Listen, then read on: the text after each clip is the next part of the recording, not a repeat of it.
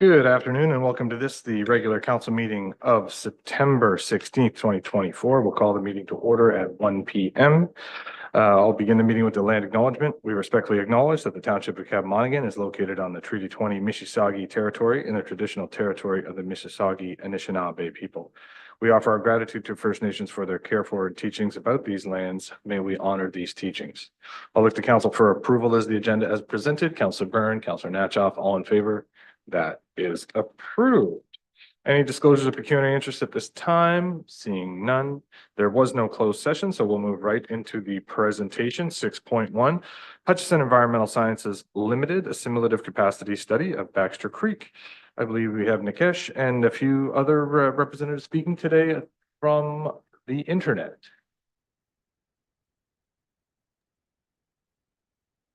Oh, right. Excuse me, council, I forgot. So Nikish was not on the original presentation list, so we just need a motion to council to approve them to be communicating in the presentation stage. Moved by Councilor Byrne, seconded by Councilor Natchoff. All in favor? That is approved. Nikesh, we look forward to hearing from you, and Deborah as well, I believe. Thank you.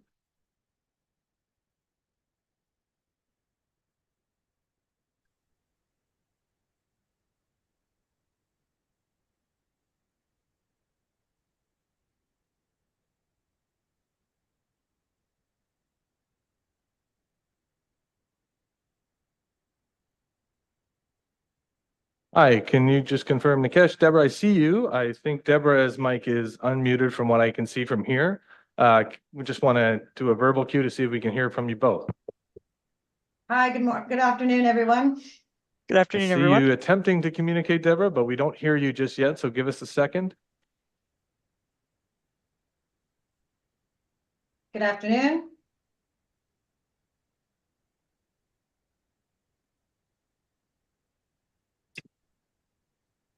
Would you try again, Deborah and Nikesh, maybe? Good afternoon, everyone. Good afternoon.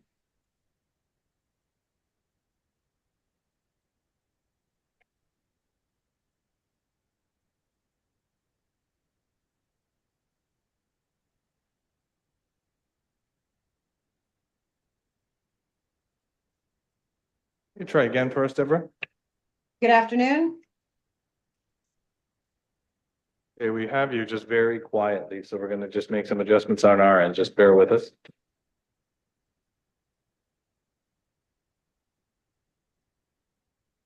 I can also plug One in. more time, Deborah. Good afternoon.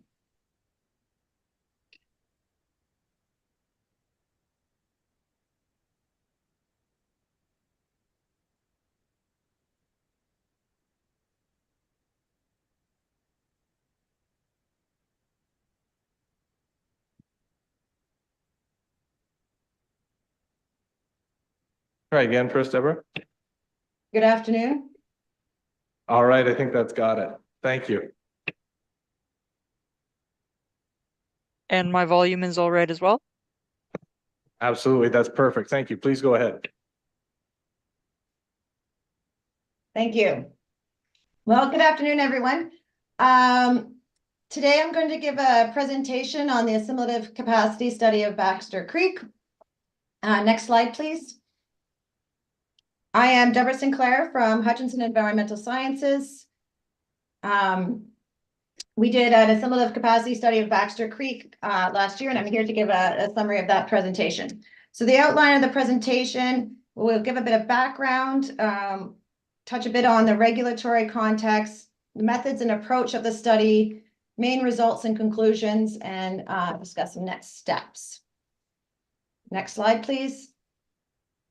Nikesh will be giving a presentation a bit on the background of how we got to the assimilative capacity study. So Nikesh.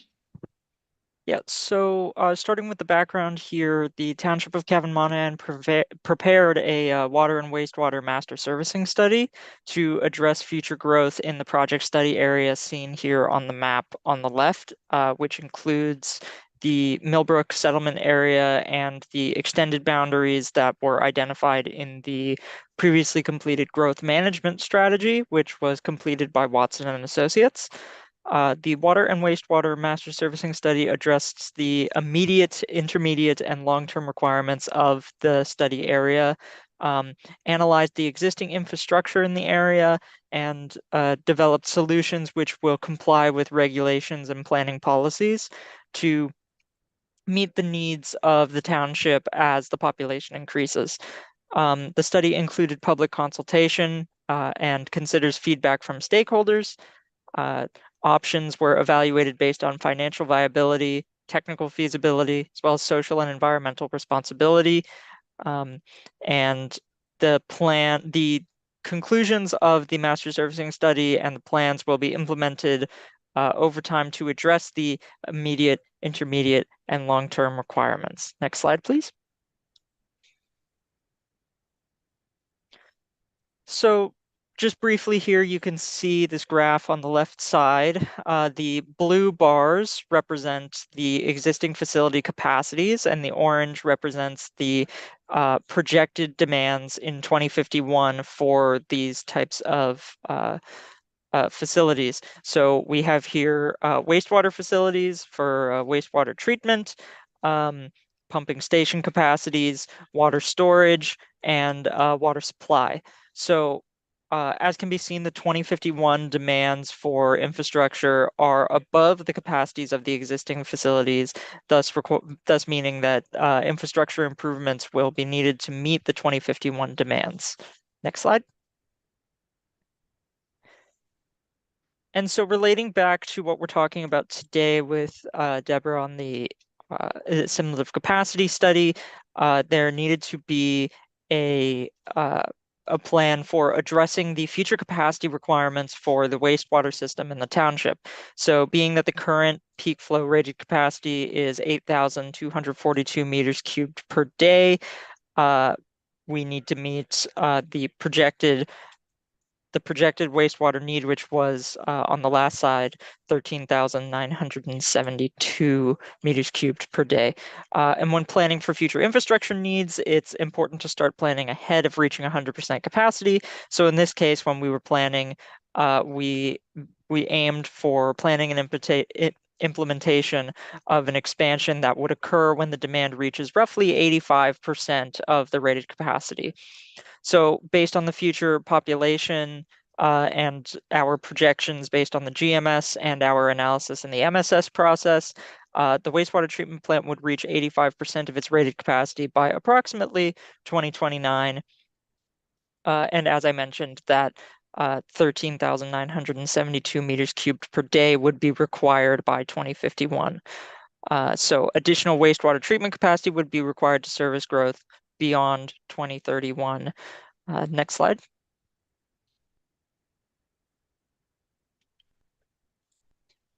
And so we get into here how we propose in the MSS that is solved, and that is by expanding the existing wastewater treatment plant in Millbrook, expanding that peak capacity from 8,242 meters cubed per day to 13,972 meters cubed per day by 2051, or in this case, as previously described, 2031.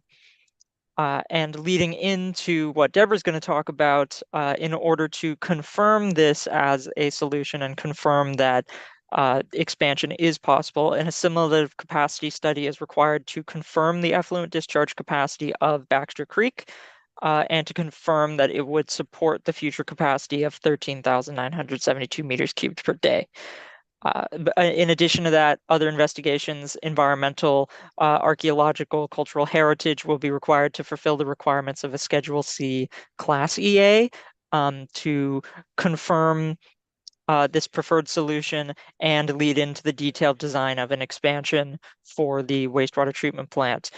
So yeah, a future Schedule C Class EA would confirm the preferred solution, including technology and footprint requirements, and that will be informed by the MSS, the GMS, and as Deborah is going to describe, the results of the assimilative capacity study. Next slide.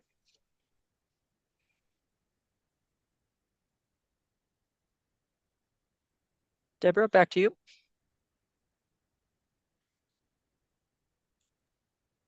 Great, thank you. All right, so to get into the assimilative capacity study.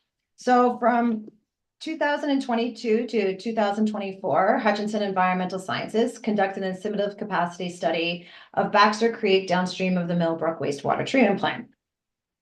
The main purposes of the assimilative capacity study were to document the effects of the existing wastewater treatment plant on downstream water quality, predict effects of the future wastewater treatment plant on downstream water quality, and recommend effluent limits for a future wastewater treatment plant. Next slide. So Baxter Creek is one of 12 subwatersheds in the Otonabee River watershed. It originates near the northern edge of the Ganaraska Forest and drains into the Otonabee River about 10 kilometers downstream of the Millbrook wastewater treatment plant.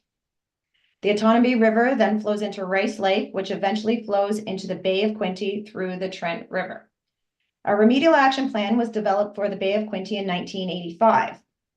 As part of the remedial action plan, total phosphorus loading targets were applied to municipal wastewater treatment plants in the Bay of Quinte watershed. A TP loading limit of 0.57 kilograms per day was assigned to the Millbrook wastewater treatment plant as part of the remedial action plan. Next slide. So our work plan approach for the ACS was comprised of 4 basic components, typical for all ACSs. These included field studies, investigations, water quality modeling, the derivation of effluent limits, and submission of an ACS report. Now, this process was a collaborative process with the township, RV Anderson, and the Ministry of Environment, Conservation, and Parks. And so we met at the beginning of the project to go through our approach and to obtain any feedback on that, and also at the end of the project to discuss the results and obtain feedback in advance of submission of the report. Next slide. So to discuss the field studies, they were done from February 2023 to January 2024 and consisted of water quality sampling, a river survey, a plume delineation or dye study, a benthic invertebrate survey, and they were all used to inform that impact assessment that I discussed about the existing wastewater treatment plant and the water quality modeling and effluent limits. Next slide. So this is a figure showing Baxter Creek. It's a bit kind of, the line is a bit hard, but it shows you can see the wastewater treatment plant in the kind of, southwest, and it shows, thank you, where our sampling stations were on Baxter Creek. And it outlines, the box was pretty much our study area for the assimilative capacity study. So the site-specific water quality sampling program was conducted to determine A, the effect of the existing wastewater treatment plant on Baxter Creek, and then 2, to derive the effluent inputs for water quality modeling. As previously mentioned, it was conducted from February 2023 to January 2024. Samples were collected once a month, except for in the summer, June to September, when they were collected twice a month. And this is because the summer is the most critical, sensitive time for aquatics and aquatic habitat. And so you increase the sampling frequency during that time. So in total, there was 15 sampling events conducted. Water samples were analyzed for the typical wastewater treatment plant parameters of concern, which include phosphorus, total ammonia, total Caldel nitrogen, total suspended solids, biochemical oxygen demand, chloride, and nitrate. And they were collected from 5 stations, 1 upstream of the wastewater treatment plant to characterize background water quality, 1 of the effluent, 100 meters downstream of the outfall, and that's to represent the near field water quality, right, just immediately downstream of the outfall, 1 800 meters downstream of the outfall, and another station located 4,000 meters downstream of the outfall. And that one was located at Hutchison Road. And that's to assess the water quality in the far field and to compare model predictions. Next slide. So this is a very busy slide, but in general, these graphs summarize the water quality sampling results for each of the parameters that we sampled. For parameters with guidelines, provincial or federal, These guideline values are shown as a red vertical line. So if you look at pH, dissolved oxygen, chloride, total phosphorus, nitrate, and unionized ammonia, the red vertical lines represent the provincial water quality objective, PWQO, or Canadian water quality guideline as appropriate for that parameter. So in general, sampling found that Baxter Creek upstream of the wastewater treatment plant is a well-oxygenated system, slightly alkaline, which means a little bit higher on the pH, just a little bit higher than on 7 there, with low concentrations of nutrients and suspended solids. In the first 100 meters downstream of the outfall, concentrations of most parameters were increased, but were well below their guideline values. By 800 meters downstream, there was no difference between upstream and downstream concentrations, except for chloride and nitrate. At 800 meters, chloride and nitrate concentrations were still slightly higher downstream than upstream, but they were below their guideline values. So then by 4 kilometers downstream, so the next station, there was no difference between the upstream and downstream value for any parameter, including nitrate and chloride, and values were below their guideline concentrations. So overall, the wastewater treatment plant had a nominal effect on downstream water quality in the near field, but all parameters were within guideline values downstream. Next slide, please. So 11 fish species have been recorded in Baxter Creek within the study area. Most are cool water species that are common to Ontario, and they're relatively tolerant to environmental stress. Now, brook trout is present in Baxter Creek, but that is upstream of the Millbrook Dam due to stocking by the MNR in the Millbrook fishing ponds upstream. There are no species at risk present in the study area, which could, if there were, require special, more stringent effluent criteria. Benthic sampling found that the assemblages 100 meters downstream of the outfall were different from those upstream of the wastewater treatment plant, but by the downstream stations, 800 meters and farther down, the communities were the same or better than the upstream station. And the difference at the 100-meter station wasn't attributed to water quality or, the discharge of effluent, because as you recall, water quality was within provincial and federal water quality guidelines. It was actually due to the difference in a beaver dam downstream that was changing the aquatic habitat for the benthic invertebrates. Next slide. So as mentioned, a plume delineation study or a dye study was conducted, and that was conducted in August 2024 to measure the size, August 2023 to measure the size and shape of the effluent plume, of the existing effluent plume, and understand how it mixes with Baxter Creek downstream of the wastewater treatment plant. So we used an environmentally safe rhodamine dye, and it was added to the effluent. And so then we measure the concentrations of dye in the river downstream of the effluent to see how it mixes. This is a very standard approach that we use in many similar capacity studies when we're trying to understand the size and the shape of the mixing zone and as input for water quality modeling. Next slide. So as you can see, the dye turns the effluent pink, and so it makes it visually,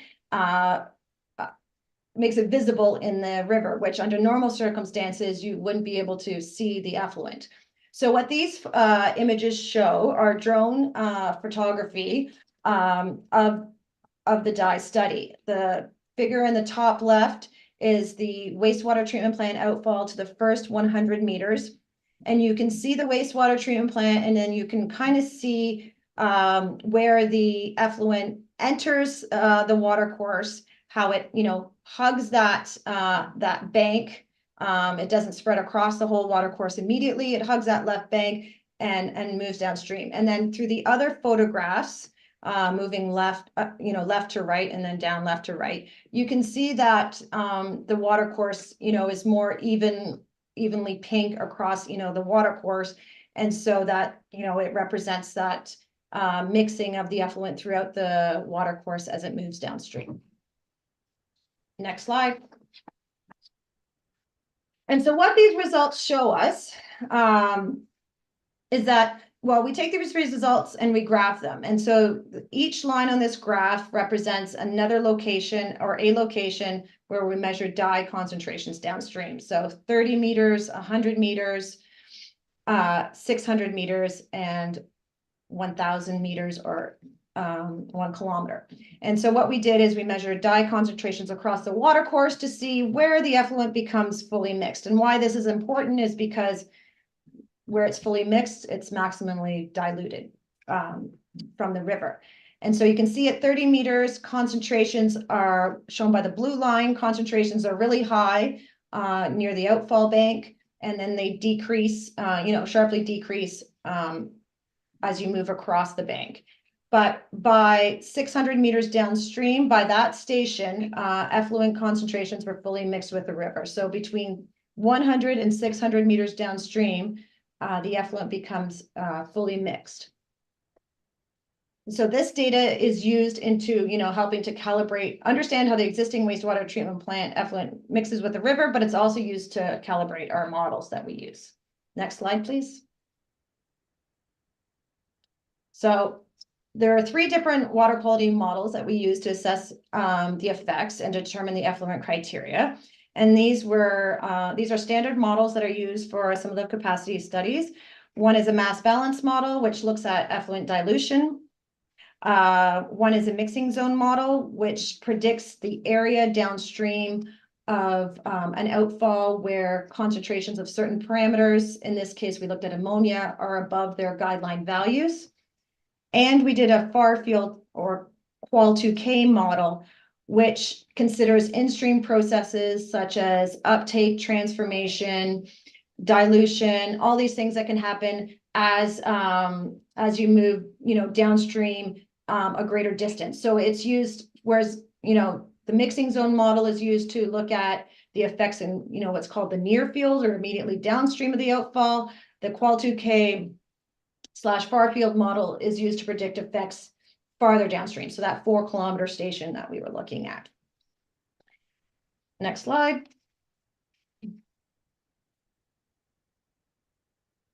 So what we found through the modeling is that full mixing of the effluent and the receiver will be smaller in the future. So under the future effluent flows, which are higher, the mixing of the effluent and receiver will be smaller. So it'll happen even earlier.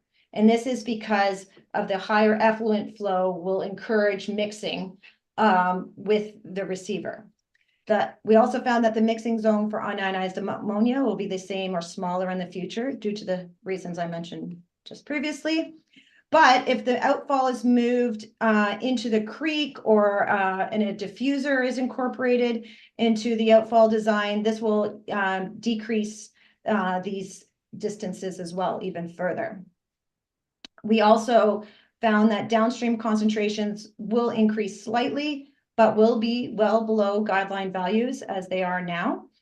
And that the downstream water temperatures and dissolved oxygen concentrations will still meet MECP guidance, and so that there will be no impact on aquatic habitat.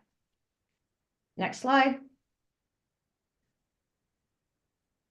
So based on the results of the field studies and the water quality modeling, the following effluent limits were recommended in this limit of capacity study. 10 milligrams per liter for both TSS and CBOD.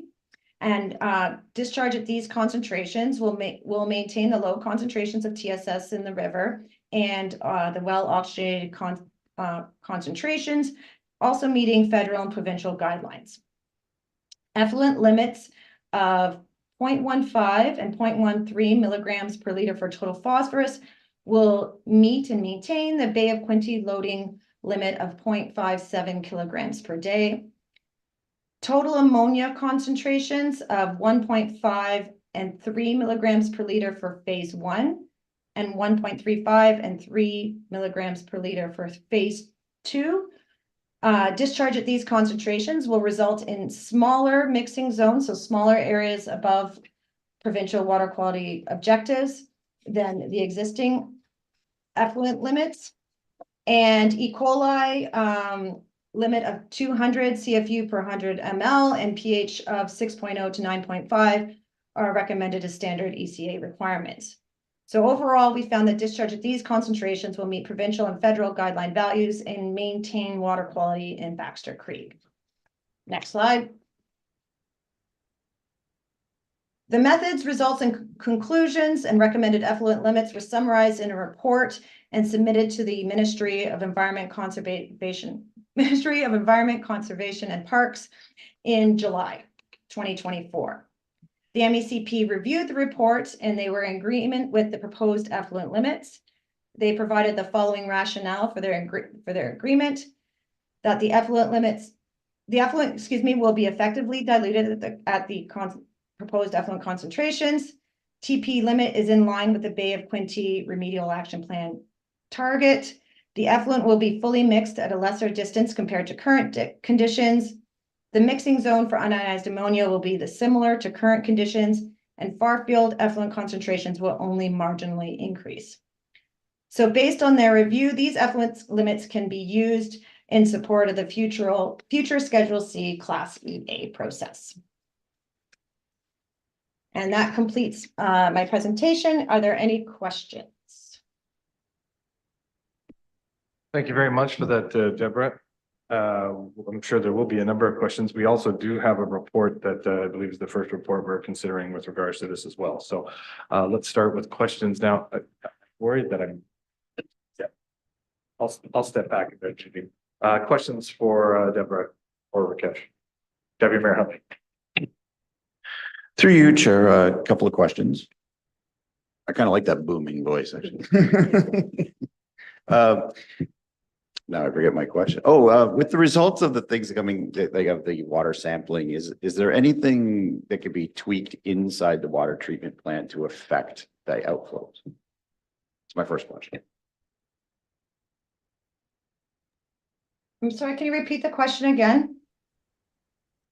Was I not loud enough?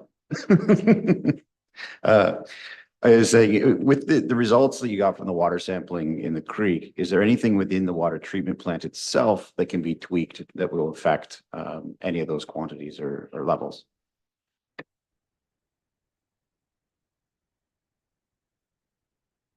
Yeah, well, yeah, and that was the kind of whole point of the assimilative capacity study, is to determine what so what we do isn't really look at the wastewater treatment plant processes. What we do is say, okay, you need to meet these effluent concentrations to maintain water quality and meet the ministry's guidance for an assimilative capacity study. So then, as part of the EA process, that information is then used to, okay, if the effluent has to meet these concentrations, what do we have to do to the wastewater treatment plant so that these concentrations are met? So yes, the kind of like the whole point of the ACS is to do exactly what you are suggesting. It is to I don't say what needs to be tweaked. I just say, this is what the effluent needs to be. And then the engineers then say, okay, then this is how we need to tweak it. Does that make sense? Or sorry, did I? Sorry. Mr. Hancock, did you want to speak to that at all? I think that there's some clarity with regards to the consultant's role. They're not in the PEC business per se. They're more in the assessment scientific business of the operations of it all. So definitely a question for future conversations that I'm sure Mr. Hancock can speak to. Was there another question, Deputy Mayor? Yeah. And through you, Chair, I guess the other part of it is, I guess you're testing the water at different stages along the way. Is there any, do you do sample tests of the sediment in the creek at all as well? Or is it only the water that gets tested? Only the water that gets tested. Okay. Follow-up questions? Other questions, members of council? Councilor Byrne. Through the chair, on page 15 of the report, the water quality sampling results. I think this, in the report, what I was reading, this is kind of like a box batch type of assessment. I'm trying to figure out in my own mind here, the shaded in portions of the rectangular boxes. Is the size specific to guidelines, and the dark line in the middle is where it falls? And if there's no red line, does that mean there's no government minimum or maximum? I see some of them have a upper and lower limit, some of them have no limits. Some of them, case in point for one that's in the middle, I don't know which side is good and which side is bad of that red line. Could you kind of walk me through how that report is done?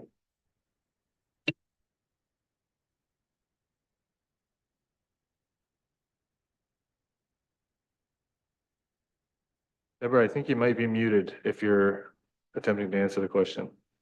Yes, I was. Thank you. My apologies. In the presentation, I didn't have lots of time to go through it, but have no problems to kind of go through it now. So first, let's answer the kind of first part of your question was, what do these are called box plots. And so what do these represent? And so let's just look at the temperature box plots, which is, it's the second one in, thank you very much. And if we just look up upstream in particular, okay, so the upstream, so what does this box represent? So the rectangular box, and then there's two which are called whiskers on either side of it.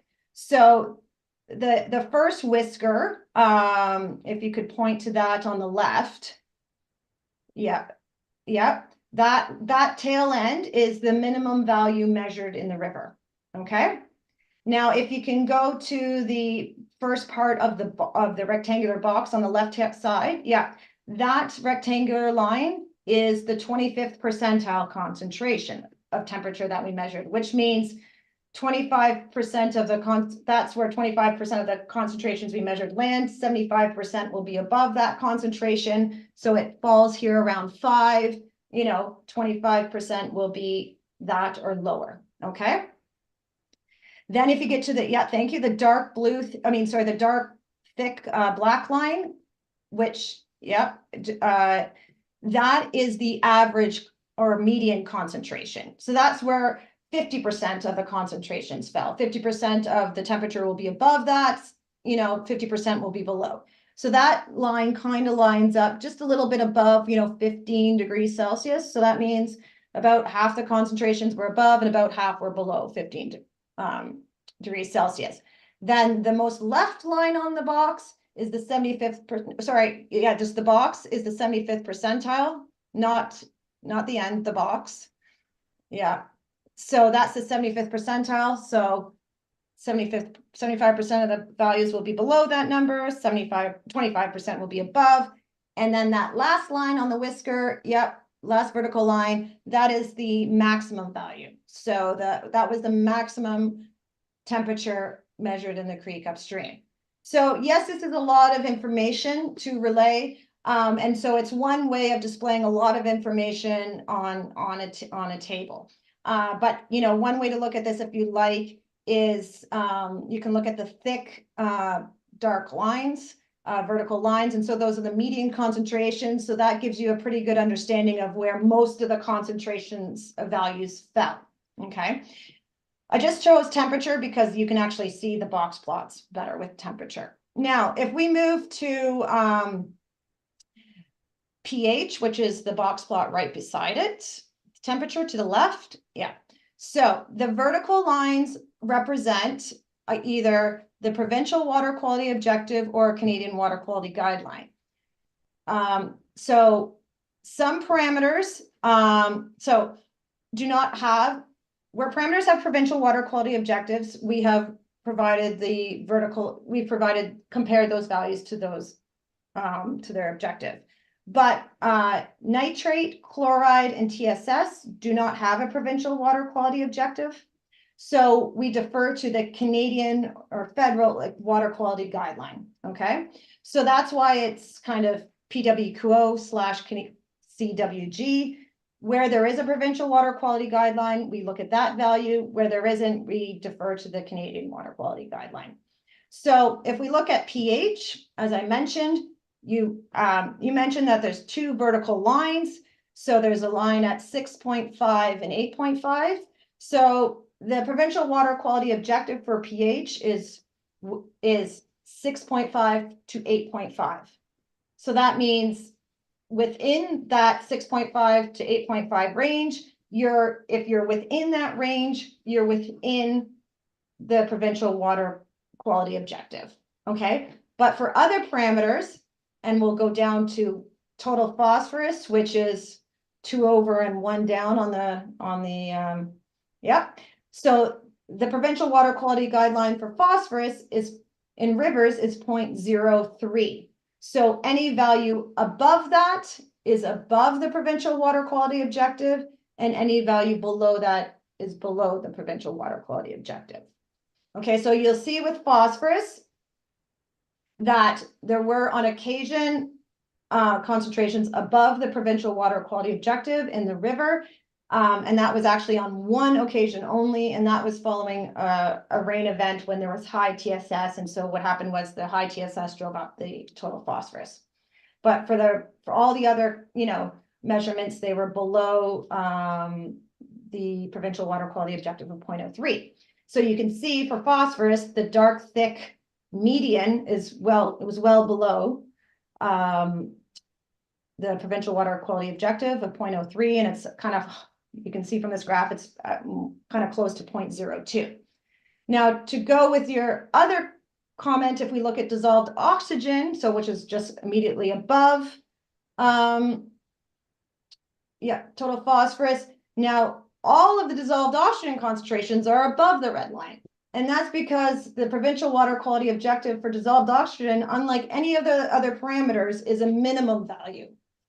And so the minimum value of dissolved oxygen should be around 6 in a river. And so the concentrations were above the minimum value in Baxter Creek, so they met the provincial water quality objective. One thing to point out is that on these graphs for comparison or for information, we have included all the creek sampling list stations. So upstream, 100 meters downstream, 800 meters downstream, and 4,000 meters downstream.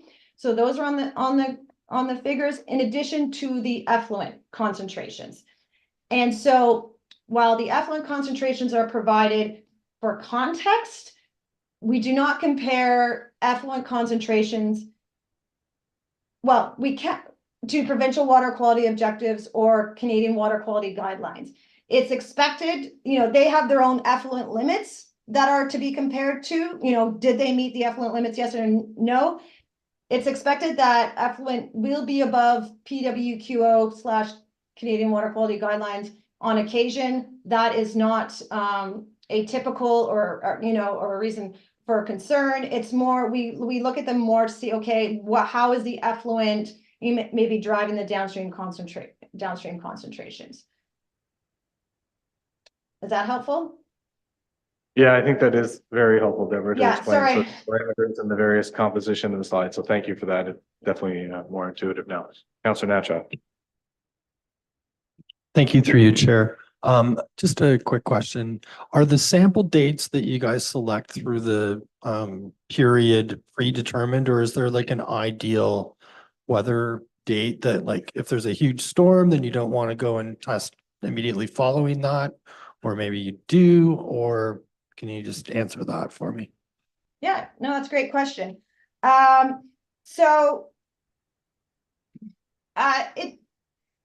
it's all dependent on the some of the capacity study and the receiver in question. And for Baxter Creek, it was agreed, early on with the Ministry of the Environment that more sampling was better than lower. So sometimes, we just do some seasonal sampling. So we try to get out spring, summer, fall, winter a couple of times to characterize water quality, seasonally.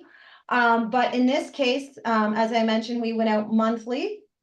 And we also did a focus in the summer when we went out twice a month. And so the reason for that was summer is the most critical time for aquatic biota. Water temperatures tend to be the highest.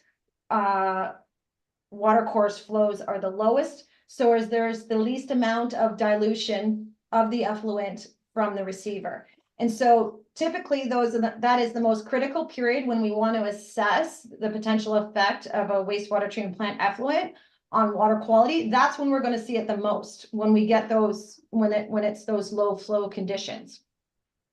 So we focused an enhanced effort on the summer and on low flow conditions. That said, we don't only want to do low flow conditions. We want to look at, maybe what's happening in the spring and fall when there's, rain and runoff in the watershed. What do things look like then? And in the winter, you can have some ice formation, which can affect water, which can affect the mixing and water chemistry. So we also include those times. So really, the sampling program for this study covered all the possible kind of creek scenarios without, kind of going out every day. We got spring, summer, winter, fall, we have rain events, dry conditions, and also focusing on that summer low flow period. Thank you for that, Deborah. I believe Mr. Hancock has a comment. Thank you, Mr. Mayor. This through you to council. Deputy Mayor Huntley asked a question about what immediate improvements we might look at. And just through the study, there was a particular issue related to the location of the effluent pipe. So one, we are looking at how far the effluent pipe, what point it discharges into Baxter Creek. I think the other critical part is while our plant operates well and continues to operate well, we do look at the seasonal results from the Hutchison study to look at dosage rates and things of that nature. So there are a number of operational items that we will take into account going forward while we're looking at an EA and expansion of the plant. So there are a number of things that come out of this that are helpful and will relate to where we go with some of the capital program as we go forward. Thank you, Mr. Hancock. Other questions? Councilor Byrne. Through the chair, that kind of leads into what I was going to ask. So I don't sure when you did the studies at different periods, the Beaver Dam was there and then it was removed. Anybody that knows the area knows they'll be back at some point. I'm just not sure how that being there, being established changes both when you did the plume tests and when you do the actual sampling. And to the point of maybe extending the pipe out and putting diffusers on and the increased flow. Right now, we're discharging every 6 hours, I understand, for about a 2-hour period. Your sampling, how does that coincide with the discharge from the system? Are you doing it in between that period of time? And I'm guessing the flow should change dramatically. I don't know how much gallons or liters we dump into Baxter Creek during those 2 hours. But in my simple male brain, I'm thinking that must increase flows for a short period of time of 2 or more hours. Just wondering how all that works into what happens in the stream.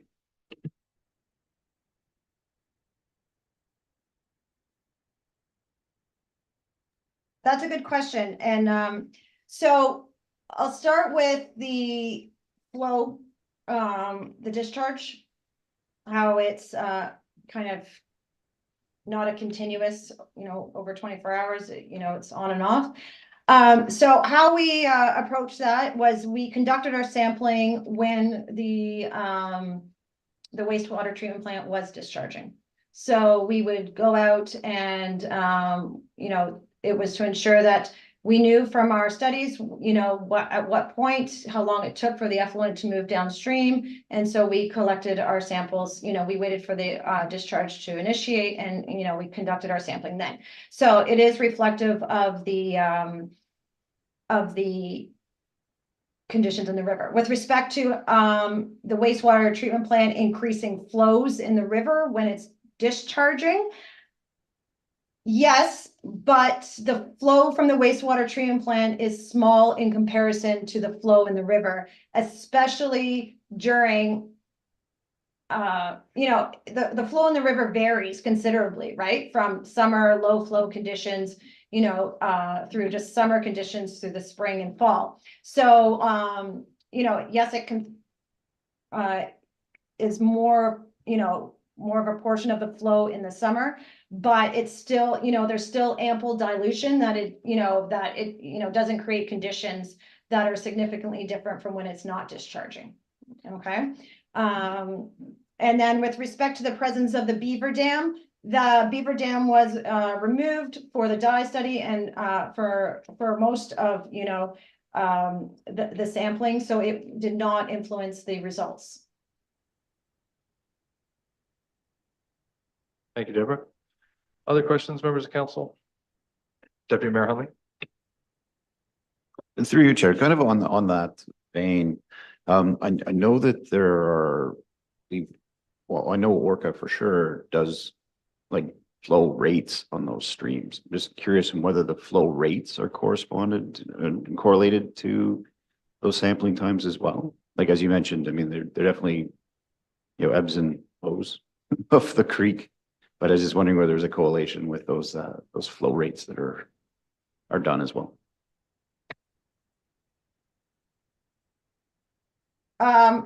Correlation between what? Flow rate, like correlation between the Orca flow rates and what other flow rates? Through you, Chair. I guess, how long it takes the effluent to disperse. I mean, you had the plume test that you did. Obviously, that would change depending on the flow of the creek at the time. The concentration of different things in it will change depending on the flow. I think there's a lot that correlates to the flow of the creek. Correct. So yes, there's a Water Survey of Canada gauge. I believe this is the Orca gauge you're referring to. Water Survey of Canada maintains a gauge at the Millbrook Dam upstream of the wastewater treatment plant. So in advance of every sampling event, we would look at the flow at the gauge to have an understanding of what the flow was in advance of the sampling. During the dye study, we understood what the flow at the dam was during the day of the dye study. And even when doing our modeling, there's an incorporation of flow into the model. And so what we do is we look at, it's actually called the 7Q20 flow statistic. And this is the low flow statistic that's used for predictive modeling in assimilative capacity studies. It represents the 7-day average low flow in 20 years. And so we actually took the data from the dam, calculated the low flow statistic, and prorated our results from the day of the study to that low flow statistic. So yes, to answer your question, we did correlate flows to the water quality results and the water quality modeling results.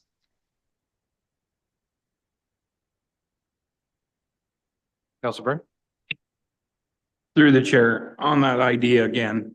So as you close to double the output in material coming out of the wastewater treatment in the future, how is that going to be handled as far as being dispersed into Baxter Creek? Is that going to have shorter intervals between the releases, longer release times, just more at one time? And how's that? I looked at your recommendations. For my notes, it's 124 of my handout, but I believe it's 72 of your page in the next set of documents. I'm just trying to figure out how you're going to maintain these levels that you're hoping to get down the road. One of the things that I read in the reports, it looked to me like water softeners are a big problem. And I know they're really popular with a lot of people that move out here because anyways, the salt coming from those as we increase the population, if they go ahead with this idea of 1,500 homes, what to expect, the ramifications of that increase and just the salt and whatever's coming down and how that's going to affect the creek.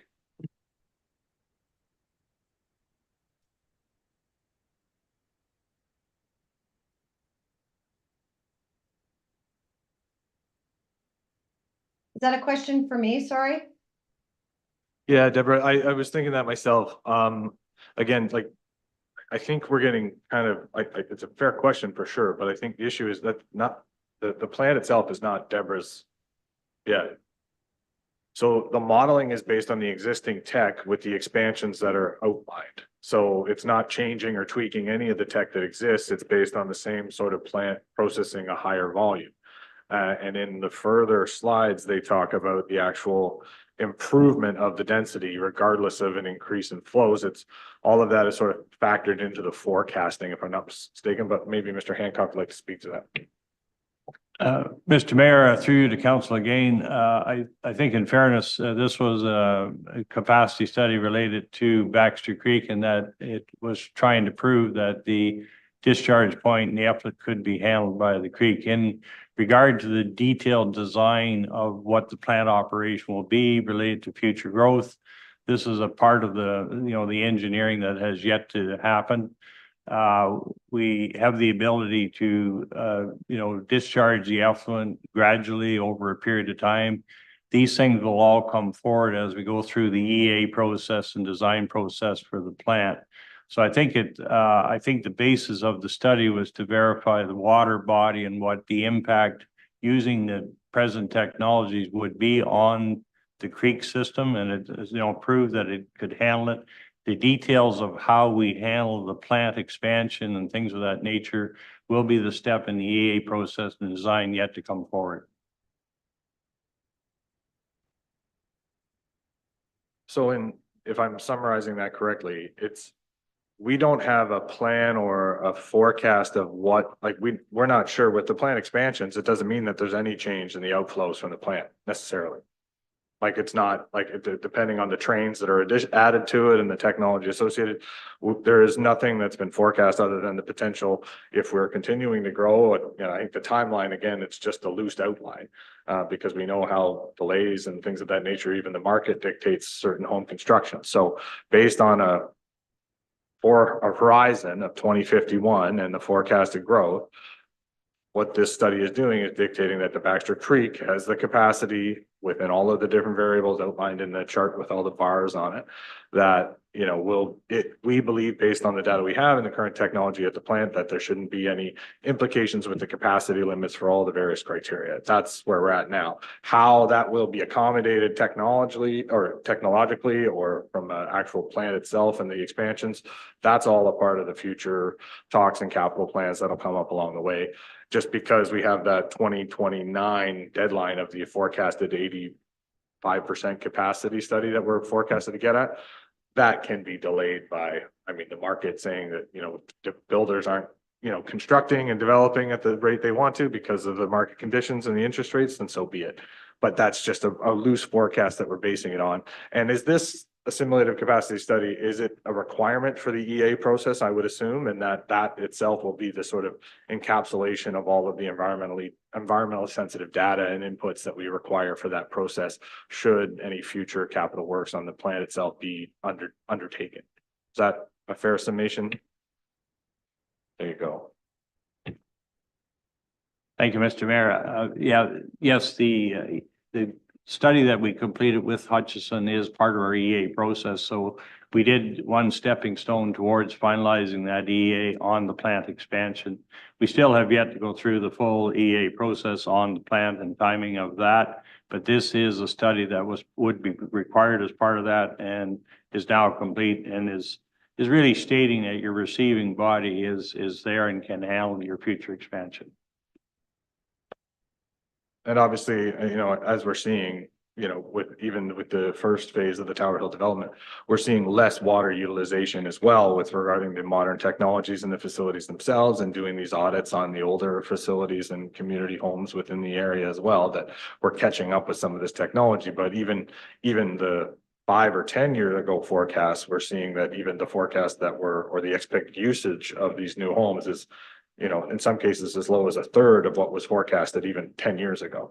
So obviously there's going to be technological evolutions and improvements along the way. And We have a very state-of-the-art plant that we're lucky to have and to be ahead of the standards that are coming down next year from the various legislation pieces. So that's going to help us in good standing, but also, you know, there is a process that we're still in the weeds of to move forward with any sort of required expansion. Okay, thank you. Councilor Byrne. Through the chair. Okay, I'll keep it more specific to the report. On page 19 of your presentation, that plume delineation, when I look at that, am I to read it that says that neither bank actually sees the dye reach it? It's like a half a meter in on both sides. And I'm not quite sure where this fully mixed doesn't really, I'm just trying to figure out that chart to. Yeah, no, that's a good question. The So- overviews, go ahead. My apologies, sorry. Yeah, no, that's a good question. So what this figure does not show is the bank edges, okay? It's, you know, it's a bit of a coarse figure. So what we do when we do a dye study is, the dye is pumped into the effluent, the final effluent at the wastewater treatment plant. And so at a steady state, at a fixed rate, and we measure dye concentrations in the river at various locations downstream. And so for this study, we set up locations 30 meters, 100 meters, 600 meters, and 1,000 meters downstream. So, and at each of these locations, we set up what we call a cross section. So we take a tape, we put it across the width of the water course, and at set intervals, we measure, the dye concentration.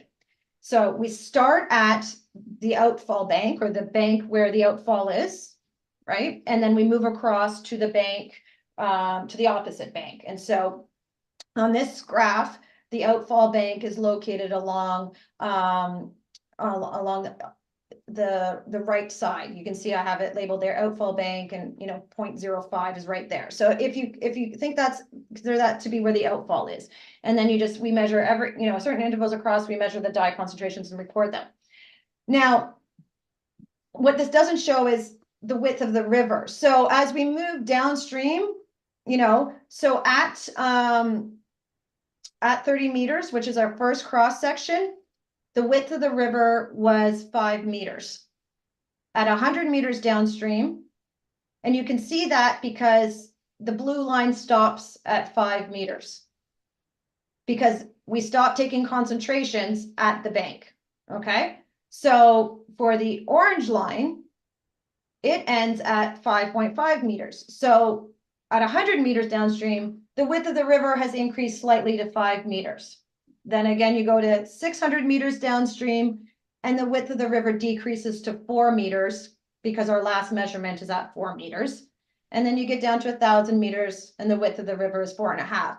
So where these lines end is where the edge of the river was. It wasn't that we didn't measure concentrations past these, from the bank. It's just we measured them completely across the river width. Okay, so and then to answer your first question about just how the concentrations work, you can see at the outfall bank at 0.5 meters from the outfall, 30 meters downstream. So we're looking at the blue line. The rhodamine concentration was about 120 micrograms per liter. We get to about 2.5 meters from the outfall bank. So we're moving our way into the water course.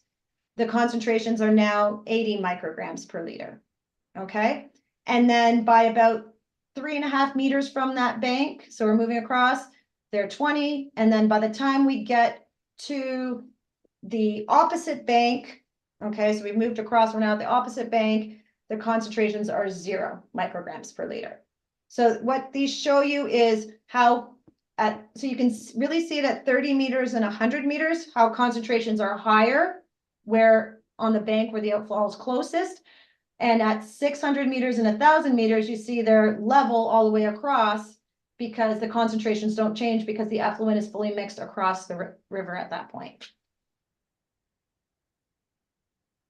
So to be crude in an example, it's almost as though you took a string of Christmas lights and, you know, for your samples and strung it across the bank at this interval. So each line is the sort of indication of the amount of, or the presence of that dye Correct. across the bank at that time. Is that a fair summation? Yes, it's if you'd like to use that, that's great. I don't know the like to, but I'm trying to anyway. So I think it was a good explanation. I'm just trying to figure out a visual to compare it. Other Yeah, you questions? just If take not, like a like I said, we meter- do have, Like a Oh. tape measure, Yeah. string it across. So your tape measure starts at 0, then a half meter. You see, you look at a half meter, then we take Yeah. take the concentration in the water a half meter, then we walk to 1 meter, then we take another measurement, then we walk to 1.5 and we take another meter. So if you want to, like Christmas lights is each half meter, yeah. got it. Okay, thanks. Counselor Byrne. Through the chair, page 97 that I have, it, I believe it relates to, page 45 of your other report we're gonna talk to later. Anyways, you mentioned that the quality of the downstream water is rated at fairly poor, quality.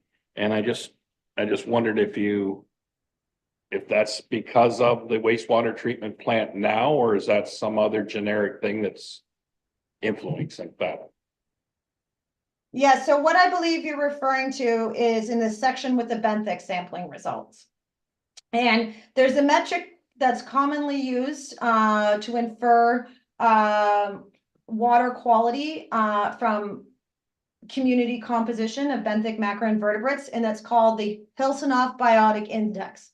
And so depending on this isn't in my presentation, but it's in the ACS, in the detailed report. So depending on your Hilsenoff Biotic Index value, a value is assigned, based on your benthic assemblage. The Hilsenoff provides a categorization of water quality, ranging from, excellent down to very poor water quality.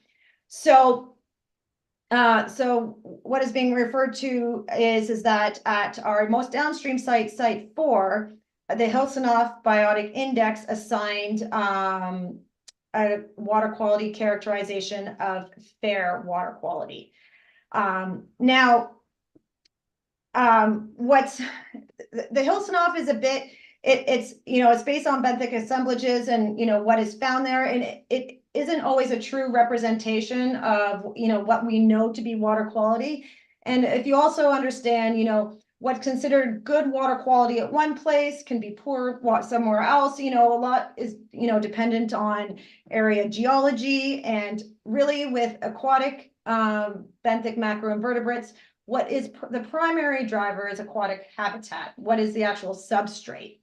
So also in the report, it shows what the water quality characterization is for each of the stations.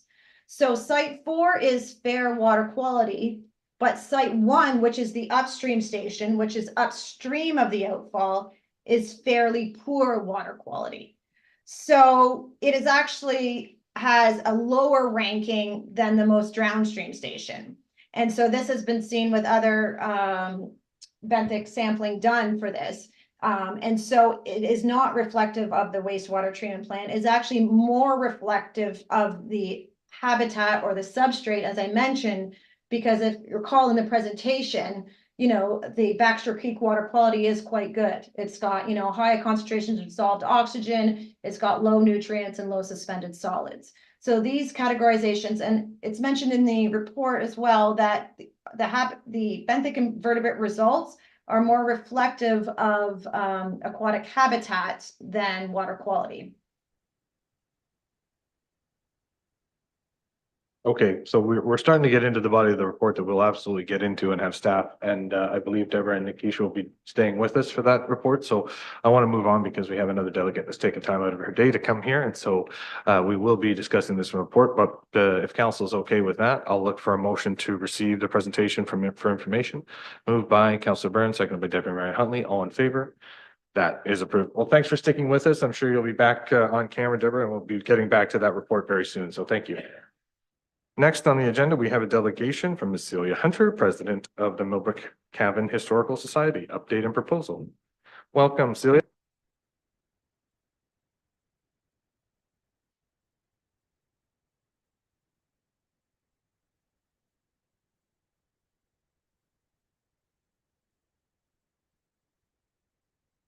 Mayor Graham, Deputy Mayor Huntley, Councillor Byrne, Councillor Edgerton, and Councillor Natchoff, municipal staff, and fellow members of the gallery. Thank you for the opportunity to speak today. I note that the location of the photo that I chose for the first slide is exactly where you held the harvest dinner on Friday evening. And I regret that we had to give up our tickets at the last minute because of a family need, but congratulations on the event that brought together not just our community, but also so many community builders. It was a fantastic collaborative occasion. Next slide, please. For those of us involved with your historical society, the past year has been a high energy year of outreach. We began with an appreciation night for our volunteer firefighters. It was organized in partnership with our Firefighters Association, who hosted a tour of the Firefighters Association Museum at the old fire hall before we all gathered at the Legion Hall to honor the contributions that our volunteer brigades had made to the communities throughout this township over the decades. Each of our 2 trivia nights, also held at the Legion, attracted a full house, with many getting their first glimpse of the Historical Society in action. We had the pleasure of telling a community care luncheon crowd of about 80 at Kawartha Downs about how folks have had fun together in this community over the decades. At evening events last season, we featured speakers Bill Slavin, archaeologist Tom Moore, and Alderville First Nation historian Brian Beaver. We also hosted 2 afternoon programs at the Millbrook branch of Cavan Monaghan Libraries. In May, we were privileged to design and then install a new information plaque at Needler's Mill that was in memory of Sally Hall and donated by her family. And in June, we brought together a team to organize our Blocks and Blooms event, which was a spectacular success and brought a lot of people into this community. Next slide, please. We have been building partnerships. Cavan Monaghan Libraries, Cavan Monaghan Barn Quilt Block Committee, Community Care, Fourth Line Theatre, Millbrook BIA, the Millbrook Cavan Firefighters Association, the Millbrook Times, Municipal Revitalization and Heritage Advisory Committee, and Nexicom. Such an active year of outreach was successful because of the community partners and collaborations that we made. And I knew that I would miss some of our valuable partners when I put together this list. And very importantly, one of them is, of course, the Branch 402 of the Millbrook, of the Royal Canadian Legion, who have graciously hosted so many of our gatherings. It was also a great pleasure to hold one of our evening sessions at the St. John's Ida Church Hall. The Parks and Rec team have always been there for us whenever we've needed something, a few chairs, a hand, and our BIA, downtown and area businesses have consistently and enthusiastically supported us whenever we've asked. Every one of these partners has enriched our outreach, and they have also strengthened us. And 2 things have come out of that. First, as I'm sure you know from the harvest dinner, encouraging and making use of diverse resources, skills, and talents helps us all win. Together, we build a complete community, a place to proudly call home, where we can have it all right here. Secondly, though, A boost in our visibility as your historical society has also resulted in a boost in both inquiries and donations of memorabilia, including diaries, photographs, and scrapbooks filled with locally significant happenings, not just from last week, but from last century. This is great news for us. A major objective of our Constitution is to maintain a community repository, a central location for artifacts and written records of historical interest for Cavan Monaghan. We've expanded that to include oral histories, reminiscences recorded, so that we can all hear the memories told firsthand. I was pleased to learn at the quarterly meeting of the Municipal Revitalization and Heritage Advisory Committee last Thursday morning that an update of the cultural mapping project will be looking for stories, background information, and photographs that link personalities and events to physical landmarks throughout this community. We have all this to share with you somewhere. Next slide, please. As we look forward to continuing to build a strong sense of home through our projects and our programs, we are faced with a problem. We simply have no space to store the growing collection and to serve the public. I can't say it any plainer than that. Next slide, please. Now, despite the name, your historical society serves the entire municipality. For a registered charity with nonprofit status, the process of changing our name to better reflect our mandate and to rebrand is potentially expensive, time-consuming, and of questionable usefulness at this stage. People understand that we are here for the whole township. We are proud to have been entrusted with family, business, and school records and artifacts, maps, deeds, newspapers, and photographs from all of your wards. Our volunteers are working hard to responsibly index and archive our collection so that when we receive inquiries or people come in looking for information, we can help them out. Through an operational arrangement, we are extremely grateful for space made available at the Millbrook branch of Cavan Monaghan Libraries for storing the collection and for the use of a table in the book sale area where we can meet with people when they come looking or have something they would like to show us or donate. But while we are truly grateful, there are limitations. And our space got me thinking. And so I went off on a little tour a week or so ago. Next slide, please. I went visiting the neighbors. First, Coburg.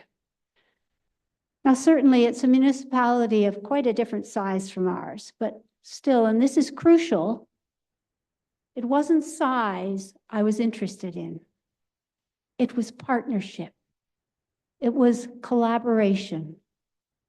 It was quite simply the mention of archives on their sign.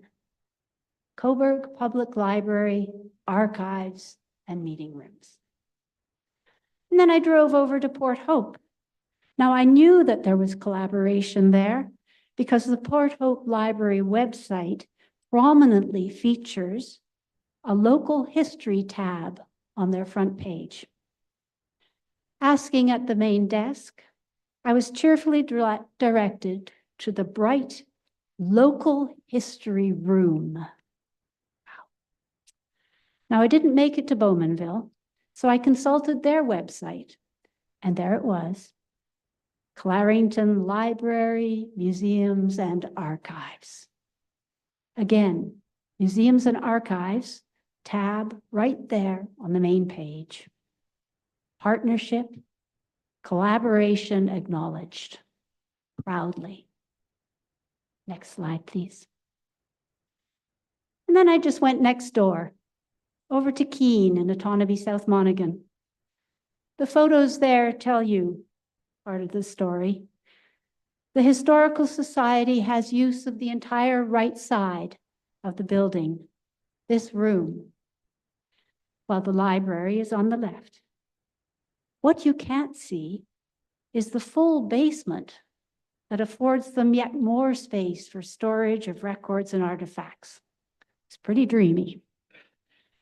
Next slide, please. I'm not sure if any of you have visited our space up in the library, for which we are truly thankful. Please understand that. But I came home with a vision born of common sense. It makes sense to work together. We both serve your constituents. Next slide, please. So the vision, my proposal, comes out of the long history of this institutional building, the old Millbrook School, that is serving now as a busy and useful community hub.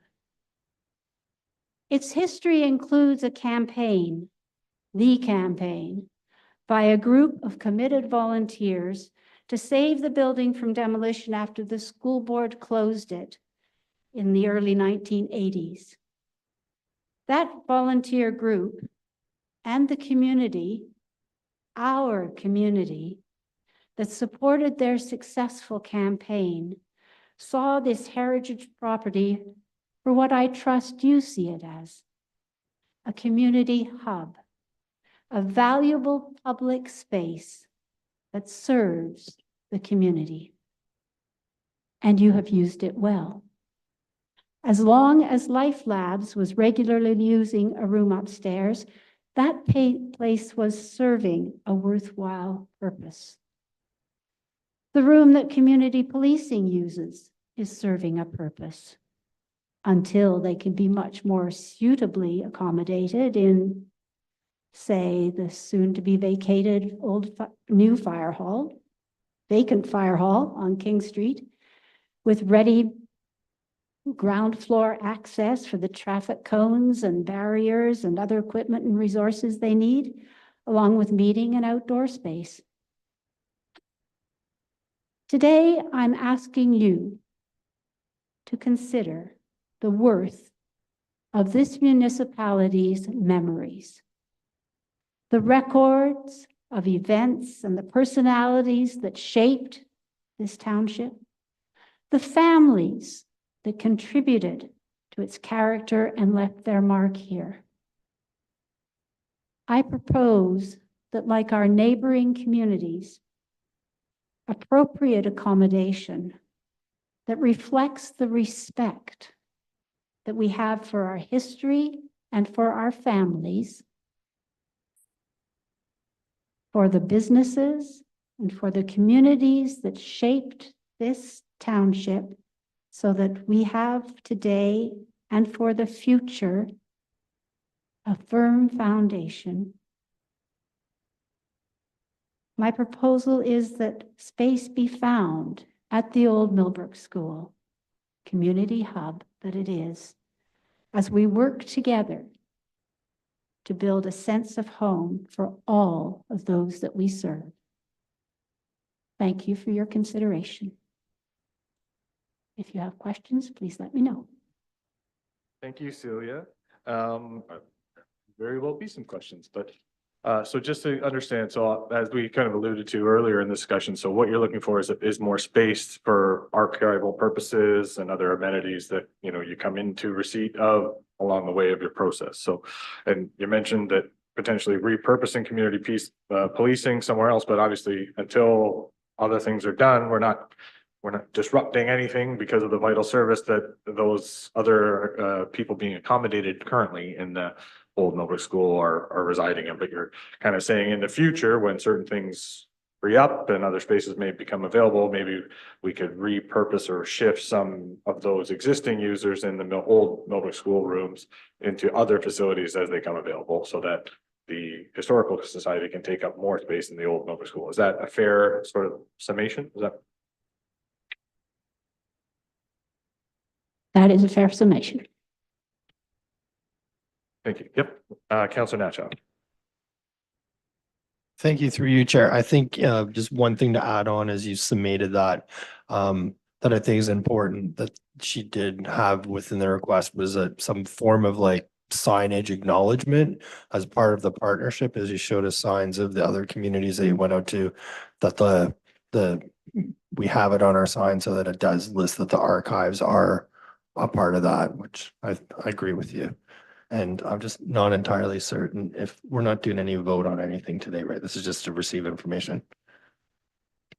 Well, that's what I was clarifying because there isn't, I was going to ask Mr. Allison, but I know having been on the library board that the library is still trying to seek more space, but they've been able to work and rearrange certain things to accommodate the room that is available for some of the archiving now. But as Celia was already well aware of, there's other tenants in the other rooms for very community purposes. So it's more about when we're able to create vacancies, maybe I'll use that word, in other places that maybe we can look at or consider moving certain other community resources that are going on at the library into those facilities. And I don't think there's any problem with that whatsoever. It's obviously something with regards to signage. You're right. I forgot to mention that. I know that the library is, I believe, now finished their rebranding exercise that they've gone through. And if there might be, I'm not sure if there's any anticipation to update the actual like municipal sign per se, because it's kind of on brand with a lot of the other things. But I think the library itself might be updating with their new logo and color scheme, et cetera. And so maybe there's an opportunity, if there are new signs in process, we can definitely bring that to the library board to say, hey, are we going to redo the signage for the library portion? And if so, can we incorporate some of the, maybe the archival or partnership with the Historical Society? I think I can take that back to the library board. We actually meet tomorrow night. So I can take that up with them as well. So we can go from there. But thanks, good reminder. Does that make sense, Celia? That makes sense. And I certainly want you to understand that we recognize that we all want more space. You alluded to it this morning about everybody needs more storage space. We've been approached by the revitalized community choir. They have 8 filing cabinets they need to store somewhere. I said, well, if we get a room, we'll find you some space. We'll collaborate with you. But I recognize that everybody's looking for it. And I just wanted to get the process started. I don't expect immediate buy-in. I just want to put it in there. Okay. Definitely. And I'll definitely share that with the library board tomorrow night as well in the meeting, just so that we're all on the same page and working together as we try to move forward with the future plans for that, for all community spaces in general. Because it, like you said, there's not many community groups and associations that aren't looking for more space with, I don't know what it is, but it seems to be, everyone's clamoring at the bit for more and more space, and we need to figure out ways to accommodate it where we can. So it's definitely something, as you said, that we were even talking about with future park plans about trying to accommodate. So definitely something we're well aware of, and hopefully we can work sooner than later to meet some of the needs and the future needs as well. Questions?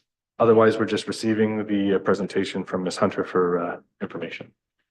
Anyone like to make that motion? Councillor Byrne, Councillor Natchoff, all in favor? That is approved. Thanks very much, Celia. Thanks for coming, and thanks for all that the Historical Society does. And we're sorry we missed you on Friday night. Next time. Next on the agenda is 8.1, the minutes of the regular meeting held September 3rd and the minutes of the special meeting held September 9th. That the minutes be, hold on a second, I want to get this right for the clerk, be approved as presented. Councillor Byrne, Councillor Natchoff, all in favor? That is approved. Next, we'll move into the reports of the meeting today. And the first report is Public Works 2024, the Baxter Creek Assimilative Capacity Study. Wayne and Jess, and we obviously as well have our presenters from earlier online as well. Thank you. Before you is Public Works Report 2024-19 Baxter Creek Assimilative Capacity Study. The recommendation before you is that council receive this report, the Baxter Creek Assimilative Capacity Study, for information. Thank you. Perfect. Okay. Well, thanks for that, Jessica. I think we've had a good conversation, but I think there might be some more questions with regards to the report and the other subsequent report from our friends at Hutchison as well. So if there are other questions, we can answer those in light of the report. But again, we're just receiving it for information so that it can be a part of the bigger EA process and the other development processes as we go along with the master servicing plan, et cetera. Other questions, Councillor Byrne? Through the chair, just a thought. I don't know if it makes any difference with how it affects the Baxter Creek. But if, say, at some point in the wintertime, some excavation was done downstream of where the new exit would be from the plant, is that beneficial if it was a deeper pooling? I know the Beaver Dam causes some of that and helps somewhat on that. I'm just thinking, does that possibly let some of the solids drop out? So if I'm just correct, so are you asking about the impacts of the depth of the stream? Like, should there be a deeper or like anything erosion or an excavation that occurs and the depth of the stream be increased? What is that an impact or a potential benefit for the, or impact on the testing maybe is the better way to say it? Through Mr. Mayor to Council and Councilor Jerry Burns. Just on the issue, first of all, I think it would be problematic that we get permission to do excavation on the creek, number one, because it is, you know, it's a sensitive area and generally that's not allowed. There is a constant flow in the creek, which was taken into consideration during the study. So, and I think the flows and numbers speak for themselves. So I don't think deepening the location at the exit point would necessarily help that. And I don't know that we get permission on the second point from Orca or otherwise by M&R. Yeah, I don't know if that was what Councilor Byrne was insinuating, but I mean, that's obviously a factor, but it makes, what I think you're trying to suggest is that the flow rates are more impactful for mixing purpose rather than the depth. And that's kind of what we're tracking in this regard. Okay, I understand that. Other questions with regards to the study and the report? Councilor Byrne. Through the chair, I didn't quite understand how the ammonia gets ionized. Whether it's NH4 or NH3, NH3 seems to be hazardous to species of fish. What actually happens in the process that the binding of that extra proton or positive charge? What regulates that? What affects that? How do you balance that? Or is there even a way of doing such? Jessica, is that for you? Sorry, Deborah, we're looking to you to discuss the ionization process for the ammonia. Yeah, no problem. Thank you. When we do collect water samples, we collect water samples for total ammonia. And ammonia exists in two states, naturally ionized and unionized, as you have mentioned. So it's a constant kind of fluctuation between those states. And so when we collect a sample for total ammonia. So we get the total ammonia that's in, you know, the water course of the creek at the time. Now, what governs the fluctuation between ionized and unionized ammonia is the temperature and the pH of the solution. So what we do and what is the process and the, you know, approved approach is when you're collecting your water sample for total ammonia, you also measure the water temperature and the water pH at the time of sample collection.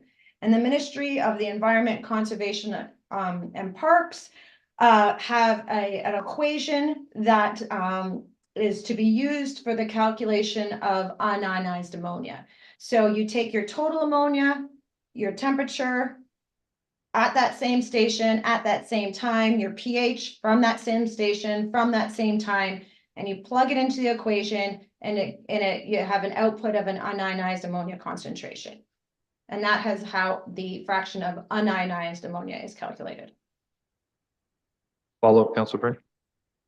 Through the chair then, so I can expect that the time of day would be critical because during daylight hours that aquatic plant life is going to change the water temperature somewhat with an overproduction of oxygen.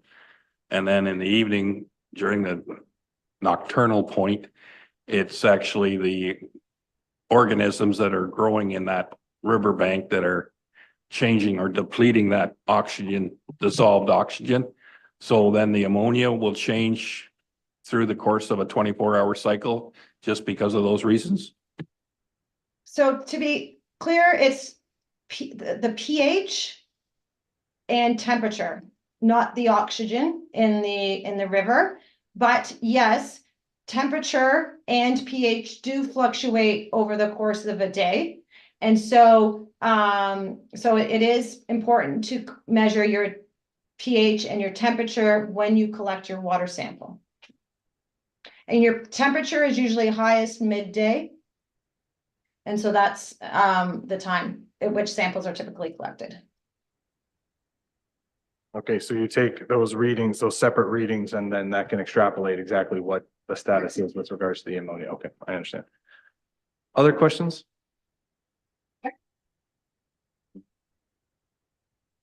Seeing none, the motion in the report is that, I'll read it aloud just so we're all on the same page, is that council receives the Public Works Report 2024-19 Baxter Creek Assimilative Capacity Study for information. Moved by Councillor Natshaw, seconded by Deputy Mayor Huntley. Any questions about the motion? All in favor? That is approved. Thank you very much, Jessica, and thank you both Deborah and Nikash for their supportive comments in the presentation. Thanks for all your hard work and all the testing and providing that to us. We appreciate it. And sticking around for the report. Thanks, Thank Deborah. you. Moving on to report 9.2, Public Works recommended updates to traffic and parking bylaw number 2024-17. Is it Drew is taking the reins of this one? Oh, I should have known. Thank you, Mr. Mayor. Through you to council, before you, we have Public Works Report 2024-17 with recommendations regarding updates to the traffic and parking bylaw number 2022-65. The recommendations before you are as follows. Recommendation 1 is that council approve the speed limit reduction request on Zion Line, reducing the speed limit from 80 kilometers an hour to 60 kilometers an hour between County Road 10 and Glamorgan Road. And recommendation 2 is that council receive the speed limit reduction request for Larmer Line between County Road 28 and County Road 10. Moore Drive between County Road 28 and Highway 7 and Rothesay Avenue from Lansdowne Street to the southerly limit as information as staff continue to monitor traffic data in these locations. A little background, this is an annual report that Public Works brings to council. Over the course of the year, we did receive recommendations from residents on these 4 sections of road. Over the course of the summer, we collected data, which is presented on page 2 of the report. And after analyzing the data that we collected and the different sections of road, we are looking for direction on Zion Line, and our recommendation is to reduce the speed limit from 80 kilometers an hour to 60 kilometers an hour between County Road 10 and Glamorgan Road. And at this time, we are not recommending to lower the speed limit on the other 3 sections of the road. Thank you for that summation, Drew. So like Drew said, most of the, I believe all of the roads under consideration today are brought forward by members of the public or multiple members of the public over the course of the year, and they're all collected into this report as well. The only other thing that you'll notice in the report that I don't think Drew mentioned is with regards to the parking accommodations in Tower Hill South. There's been a number of issues with the fact that, you know, obviously within the park itself, there isn't visitor parking or anything with overnight parking, and due to the safety and fire services, et cetera, we've, you know, that has been the policy moving forward. But what we, in conversations with a number of residents who had complaints and frequent issues with the towing and the costs associated with that, staff reached out to the developer with regards to the potential to utilize the parking lot area that's at one of the show homes as overnight parking, because obviously there's no one answering any questions about homes and developments overnight. And so they've graciously agreed to extend that as a sort of a trial to see if, you know, that can help, you know, eliminate people from having tickets and allowing you know, we're thinking more of in the summer months. You know, when people are maybe having, you know, for Canada Day celebrations or things of that nature, this overnight parking spot will be a viable place for people to park overnight safely rather than incur, you know, a fine or, you know, drive home inebriated, which is obviously something we're also trying to avoid. So just trying to provide the context around that. It's a temporary trial and we'll see, hopefully it'll work out for those residents as well. But that was just one thing I wanted to bring to attention. I have questions, but I'll go to council first. Councilor Byrne. Through the chair, I was hoping, well, I thought all 4 recommendations for the speed reduction might happen today. So we handle them individually. The one that confuses me the most is Rothsay Drive or Avenue, they call it. It's a dead end cul-de-sac. It's already marked at 50 kilometers. I have no idea why you want to raise it to 60. It's a dead end road. The only traffic going down there will be people that live there, friends of, neighbors of, except for maybe the odd tourist or maybe some new person in the country that can't read English to figure out what a dead end, no exit sign means. So I don't even think it fits. I can't even believe you put a radar unit down there on that dead end cul-de-sac, but the results show you that the average speed is only 30 kilometers. So I didn't understand that at all. But when it comes to Zion Line, my driving force here in the township is these are arterial roads to move traffic. We just did a lot of repairs on Zion Line to benefit the Fourth Line Theater. I'm guessing because it was in the chart in red ink that was a priority somehow because there was 4 people that complained instead of maybe just 1 or 2. It bothers me that we try to spend a lot of taxpayers' money to fix roads, improve roads, to move traffic. And then the knee-jerk reaction is to lower the speed limit. And between the County Road 10 going west to the Fourth Line Theater, you'd be hard pressed to do the speed limit anyways with the contour and the curvatures of the road in that area. And it's a seasonal occupation. And when you start impacting the public on a 24-hour basis, 365 days a year, it bothers me that they feel they can impact everybody else. I know when you go to leave the Fourth Line Theater, there's no chance of getting up to the speed because it's bumper to bumper traffic. So I really strongly don't think that it's necessary. First off, because of the actual curvature of the road doesn't allow you to get up to a high speed. And we just spent a lot of money improving that section of road. Okay, so a couple of things. Staff, we do this every year. This is due diligence that's at the request of members of the public, which is who we're here to serve. So that's who it's asked. There was no proposal to increase the speed limit at Rothsay. We had complaints there and they asked to implement the system. So it was added to the list. And so we did the monitoring there, but that's not the only staff recommendation for a change of speed limit is on Zion Line. So that's the only thing being suggested today. All the other things have just been investigated and they're not being supported by staff at this time. So that's the motion that as it extends now, and there's no requirement for the parking component, just so we're all clear.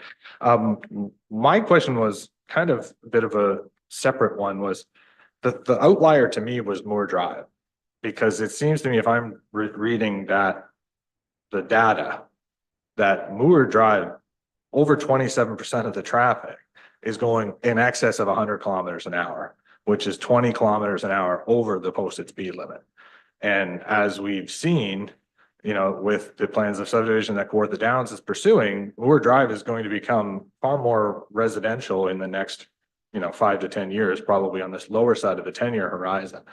And I was concerned about the amount and the rate of speed on Moore Drive. I know it's not, most of the homes are very well set back. There's pretty good, in most cases, sight lines for that, but that seems to be a significant amount of speeding at a significant rate, far of an outlier than a lot of the other examples. But I think each of them has to sort of be treated on its own because, as Councillor Byrne mentioned, I mean, the portion of Zion Line has a lot of curves and a lot of, it can be overgrown, but it's just been brushed. So that it's a lot safer now thanks to the brushing for accommodating speed. But can you sort of explain to me the justification for staff to not take the position of endorsing Moore Drive? Because that seems like a lot of significant speeding, and it's on a road that's going to, in the not too distant future, receive a lot more residential traffic. And I just thought that might be, I was looking for some justification or some understanding with regards to that, not supporting that adjustment. Thank you, Mr. Mayor. Through you to the rest of council. So Moore Drive, yes, the data does show a lot of speeding. We do work with Peterborough Police to monitor these roads. So we give our reports or the areas that we're looking at to the police so that they can monitor it. I think there's a difference between speeding and the safety of the road.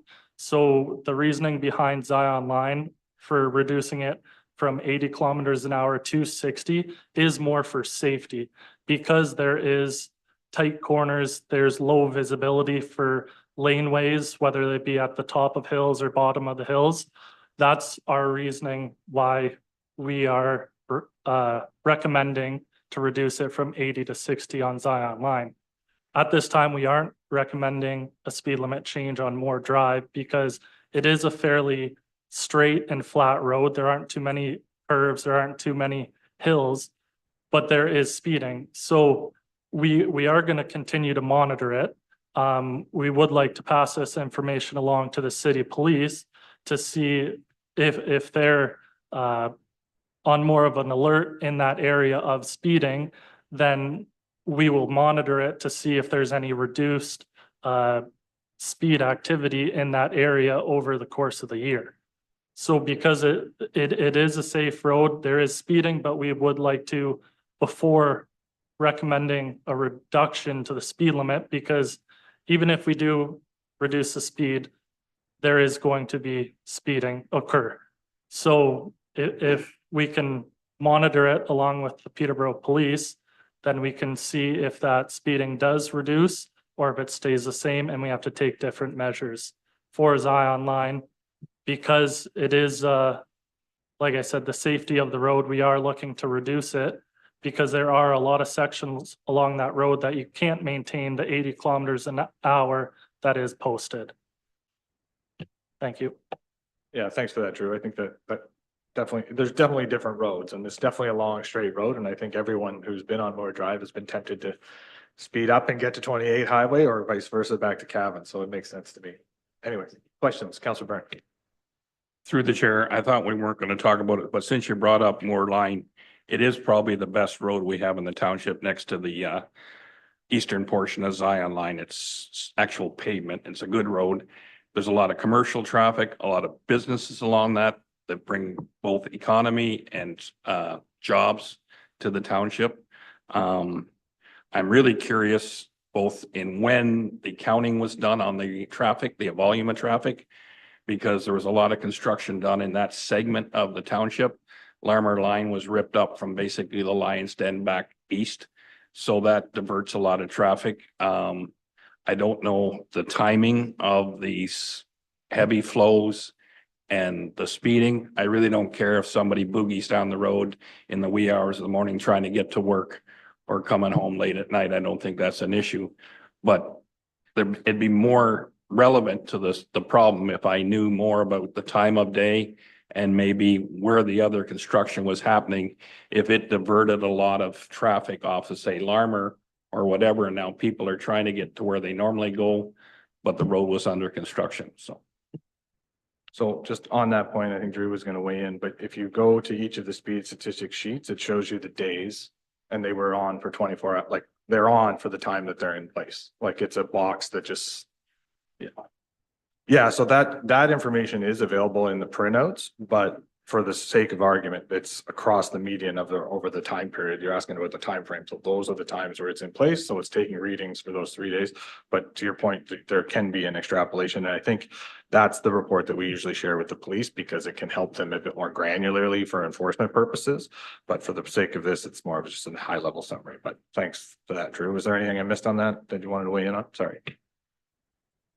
Through you, Mr. Mayor, to Councilor Byrne. When we are analyzing this data, we do take the 85 percentile speed, not the average speed. And just for more context, the 85 percentile, it eliminates the one-offs or the lower speed, say it was a tractor going over the radar board or across the by the radar board or across the tube, sorry, or the speeds that are in the middle of the night that are going way above the speed limit, it does take the 85th percentile of the traveled speed in that area. So it does eliminate the outliers. Okay, well, the only one that's being recommended, I guess, that we should maybe have an isolated conversation on is the Zion line consideration. So Councillor Burns made a comment. Councillor Edgerton, you'd like to make a comment with regards to Zion line? Because all that's being asked for with regards to the motion is that we're just receiving the others unless someone would like to speak to them or ask other questions. But we can go through Zion first if you'd like, and then we can go on with regards to the others. Maybe that makes sense. Councillor Edgerton. Good to you, Mr. Mayor. I find that every year we have more roads reduced down. Way back when they first built the township, the road speed limit was for 30 kilometers or 30 mile an hour. If we keep on reducing stuff like this right here, we'll be down to hitchhiking on most of these here roads. Why? Just because we get the odd complaint. Are we reducing the speed limits and all these? So just again, we aren't. We are doing the due diligence and we put the installations in where they've been requested. And the only recommendation from staff at this point is Zion line. So just to be clear, we're doing the due diligence because that's the policy. It comes back once a year for the report. Councillor Natcha. Thank you, Chair, through you. Just kind of a summation of what I've heard from the constituents in Ward 3, specifically to Zion. I've gotten a lot of people ask me about doing a speed reduction, and things that haven't been discussed today are people that are using the Millbrook Valley trails. So trying to cross over people that are using the fishing areas in that area, any recreational users. We've talked about visibility. We've talked about the roads themselves. They're not super paved. The shoulders are loose. It is dangerous. And I personally, I'm in support of it for the fact that that's what I've heard a majority of more people telling me that that's what they would prefer, opposed to people telling me that they don't want to. For those that haven't said that they don't want a speed reduction, those are people that I'm assuming are probably not going to be observing the speeding posted signage as it is. And in the 14 years that I've lived in the community and been on Zion line, I've never once seen a police car or any type of speed enforcement. So changing the sign to reducing the speed limit, I don't think is going to, going to change the impact. And it's not a high traffic road like we're discussing with more driver alarmer. So, that's what I'm hearing from the community. Thank you. Councillor Byrne, and then maybe we'll come back to Deputy Mayor Hunley. Through the chair to that point, I don't think anybody that's happy with the way it is right now has any reason to come forward and say, don't lower. It's what it is. It's what it has been. If they're happy with it, I wouldn't think they'd ever speak up. And they're not going to be aware of the reduction until they see the reduction, which has happened several times in our community. That's just been a knee-jerk reaction that hasn't shown the results it was supposed to show. Anyways, to the point, I don't think there's any reason for anybody that's living in the township to come forward and say, leave it at 80, because that's just the way it is. So to compare it to the few people that have complained, and again, it's a seasonal problem. As a rule, you don't see very many people out walking on the Millbrook Trail in the wintertime. I think most people that have been raised in the country have a large respect for pedestrians. If there's an issue down there with needing the brush back a little bit near the entrance to the Millbrook Trail, that's a whole different thing. But I don't see it as a big problem moving traffic at the posted speed it is now. And to your comment, I just didn't make any sense to me at all. So again, just for clarity, I don't think it's appropriate to consider it a knee-jerk reaction. We bring it for council once a year. That's when it's considered. Staff do their due diligence. That's encompassed in the report, and then council makes a decision for whatever metrics and whatever content that they deem appropriate, and we move on from there. Deputy Mayor Huntley. No, you may not. We're in a formal council meeting now, so there's no comments from the public. Thank you. Excuse me. Thank you. Deputy Mayor Huntley. Through you, Chair, I'm grateful for the report because for a long period of time, there was more of a knee-jerk reaction to these requests. And, luckily the Public Works has actually done the research and has come back with recommendations based on facts versus just, yes, there was a complaint. So the fact that they brought 4 forward, only one of them they're actually recommending, I commend you. Thank you very much for putting that work into it. As far as reducing the speed all over this township, I think I've been an advocate for keeping the speed limits where they are. Why are we not, why are we building good roads if we're just reducing the speed limits? With the exception of safety. And Zion Lawn is not safe at 80. There's a lot of hills, there's a lot of bends, there are a lot of pedestrians, there is mixed surfaces. I think it is actually the proper candidate to be reduced. So thank you guys for putting in the effort and the work behind this. Okay, thank you, Deputy Mayor. Is there any other, I guess, does anyone want any other discussion about the non-Zion roads listed? Staff aren't in a position to recommend them, so I just want to give anyone an opportunity if they'd like to speak to any of them. No, good. Okay, very good. So then we'll consider the motions unless there's other questions. Okay, so the motion in the report is that council approve the speed limit reduction on Zion Line, reducing the speed limit from 80 kilometers to 60 kilometers between County Road 10 to Glamorgan Road. And the council received the speed limit reduction requests for Larmer Line between County Road 28 and County Road 10, Moore Drive between County Road 28 and Highway 7, and Rothsay Avenue from Lansdowne to Southerly Limit as information, for information as staff continue to monitor the traffic data in these locations. Question with regards to the motion, Councilor Byrne? Could we have a recorded vote, please? Ms. Clerk, you can set that up.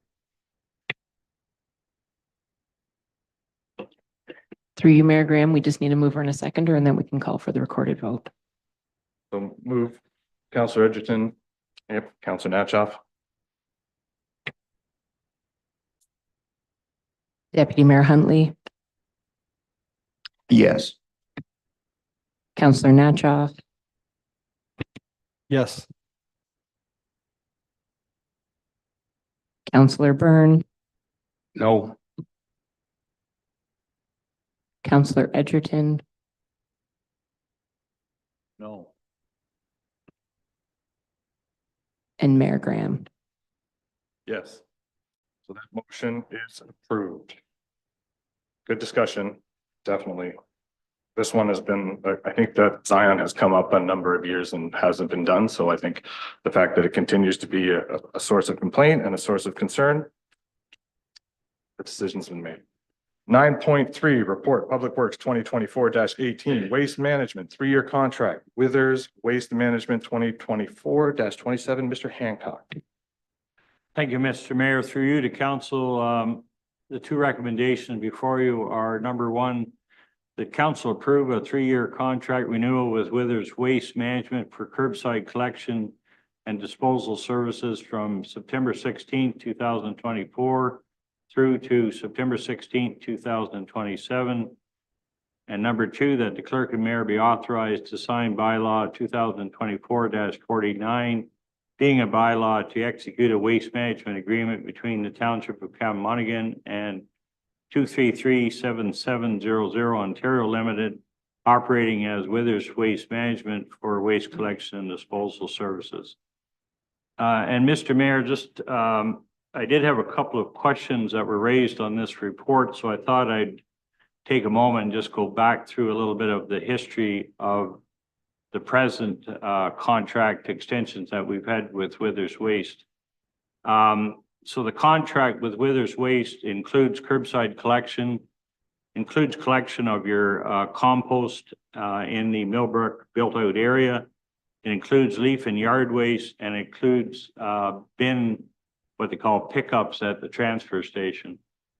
In 2022, the township called a request for proposals, a contract for waste management. We had 2 bidders at the time. Withers Waste, due to incomplete part of a document, was disqualified, And the only other contractor we had bid it was Emterra. The numbers at that time were substantially higher than they are that we were experiencing at the time, and we were able to negotiate a contract with Withers Waste for an extension at a 30% increase in 2023 to 2023. In 2023 through to 2024, we had a contract increase of 7.5%. The contracts before you today are 5% over the next 3 years. The contract amounts, and I just want to speak to this a bit because the waste management area has been an ever-moving industry. So I just want to speak to the contract amounts include 100%. They are our estimate at bin pickups. They are allowing for 100% collection of curbside throughout, plus a number of other factors that work into the tender. So the numbers, I'll give you an example. In 2022, the agreement that was signed was in the amount of $466,908.12. This is not including HST. The actual amount that we paid out to Withers for this contract was $284,990.56. And I just wanted to explain that there is, we have a contract, but there is an actual versus, because it is per pickup. So we do pay them for actual work completed. In 2023, we had a document that was again approved by council. The contract amount was $501,080.89. The amount that we paid out to Withers through 2023 was $353,362.88. And so the contract that we are looking at for this year is $497,545, and that is part of the document on your 2000. You'll see the 3 years as one of the attachments. One of the changes that I wanted to mention was the compost has changed. We no longer take that to Belleville. We take that to Bensford. So there was a cost savings to our contract with Withers on that point. And that amounted to about $26,000 per year. And that my comment was related to the competitiveness in the industry. We've not found in the industry, most are extending right now with their waste collection. They are not calling contracts because they're not finding that they are competitive, and they're finding that they are very high. And that's because in this area, there's really only 2 or 3 that actually are bidding. And for the most part, it is Emterra, and they, as we know, in the recycling one with the county, it was substantially higher than budget. We experienced that in ourselves in 2022. So at this present time, we're paying less than was bid by Emterra in 2022. So our contract is less now in 2024. And I just wanted to make a comment about the contractor. They are a local contractor. They've operated in our area for probably as long as I've been here and longer than that. So we know that they are responsive. I mean, they are a small company, but generally if we call them on a Friday for missed garbage, they will actually make the effort to go back and pick it up. So I think, some of these things speak for themselves in that you talk about how you deal with responses from the public and calls and complaints. We don't get the same service on the recycling side. We don't get the same service from Emterra. We don't necessarily know when they're not going down a road because of icy roads. We do have that with Withers. They are in contact with us on Wednesdays in North Monaghan, and certainly in Cavan and Millbrook. And from my part, I think they've done a good job and have been the most competitive numbers that we've had, and we've not seen the substantial increases that are across the industry. So those are my comments related to this because we are looking at a 3-year contract. We were trying to stabilize where we were with waste management because it's a moving industry. It does allow the contractor to invest in capital items so that they know that they have longer than 1 year. And rather than just do a 1 year, we have proposed and recommended to council that we do a 3-year contract. So with that, if there's any further questions, please advise.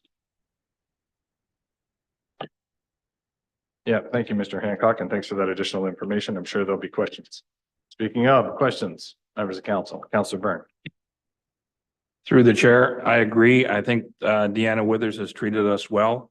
I remember back in the day, last council, when she was looking for an adjustment for the 350 some homes we just built on the other side of the street. And there was a reluctance because they thought there was a problem. Anyways, when you put it out to tenders and got the 2 real high bids, that changed that discussion.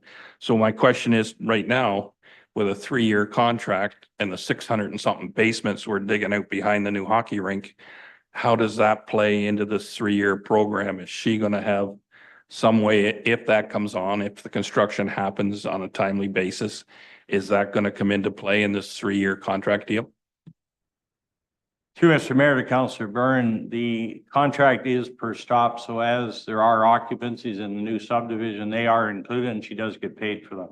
So she gets paid for both garbage collection and for green bin pickup. So that as new occupancies take place, particularly in the Tower Hill North subdivision, she will bill for those according to her stops, and she is paid for them on an individual stop basis as itemized in the contract. So she will be paid for any new houses that come on board. Thank you, Wayne. Other questions? If not, yeah, I echo your comments, Wayne. I remember that tender very specifically, and it was a bit awe-inspiring to see the comparators. And I know that the county and a number of other municipalities in the county have been similarly awestruck with that. So and the county is still looking into their project as well. So we'll see what happens. But yeah, and having, I think one of the more common engagements that I have with Withers is during leaf and yard waste collection when there's inevitably bags missed or put out at the wrong week, et cetera, et cetera. And they've always been very good, usually within 24 hours of getting back there to go back and help those residents. So I'm very happy to make a motion for both the recommendations with regards to the 3-year contract. If I have a seconder. Deputy Mayor Huntley, all in favor of those recommendations? That is approved. Thank you very much, Wayne and staff, for all of that work. Moving on, 9.4, actual to budget, Ms. Pope. Thank you. Through you, Mayor, to all of council. I have before you the actual budget report for the period of January to July 31st. It's a communication tool that aligns the approved budget with year-to-date financial revenues and expenditures prior to the annual audit and presentation of the financial statements. The report is before you with the schedule and summary on page 2 with a comparison as requested. Thank you for that comparison as it was requested. I know that's very helpful and gives us a good, comparative for council. Questions with regards to the actual to budget for January to July? There are no questions. We are just receiving the report for information. Moved by Councilor Byrne, seconded by Councilor Nanchoff. All in favor? That is approved. You got up easy this time, Ms. Pope. Thank you for that. Moving on, the next item is 9.5, I believe. Second quarter activity report, Mr. Phillips. Thank you, Mayor. Through you to the rest of the council, the recommendation from the report before you is that council receive report PEB 2024-45, second quarter activity report for planning, economic development, and building for information. Thank you. Thank you, Kyle. Questions with regards to economic development and building activity? Councilor Byrne.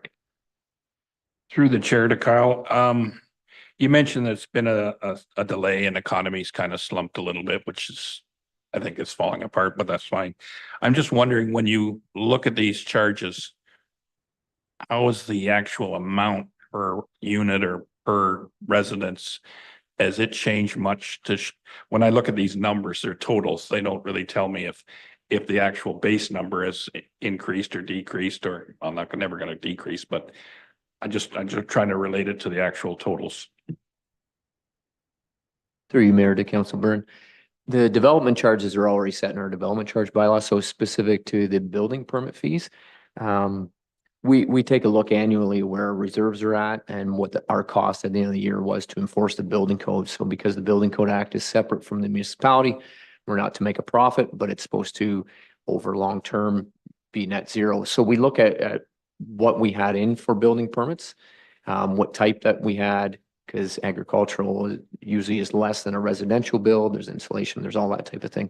So we do annually and throughout the year, we look at how much is it costing us versus how much are we charging, making sure that balances. We have a good idea of how much a permit should cost. It's usually based on how much time to review the actual building permit itself and how many inspections are involved and how thorough do those inspections need to be. So we're continuously looking at that to make sure that we're keeping our costs down as much as we can, but making sure that we don't end up in a deficit.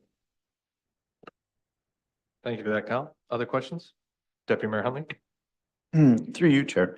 Help me out with this one, Kyle. Like it says that the building permits issued have increased, the building permit application fees have increased, but the revenue is tracking lower. So how does that work?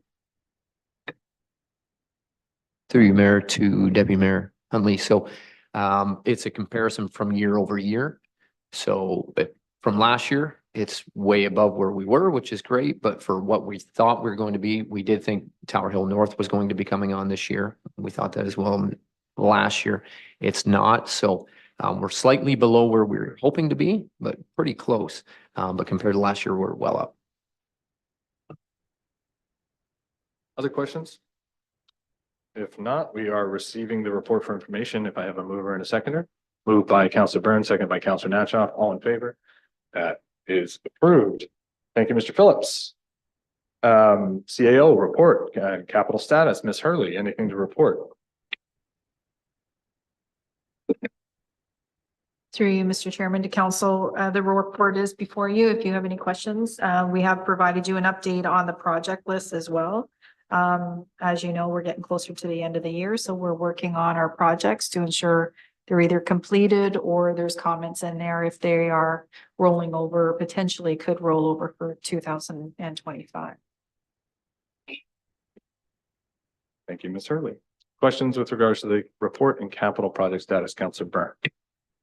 Through the chair, I'm just curious, for this consideration of a plaque for the new fire hall, how does the public get involved with that process?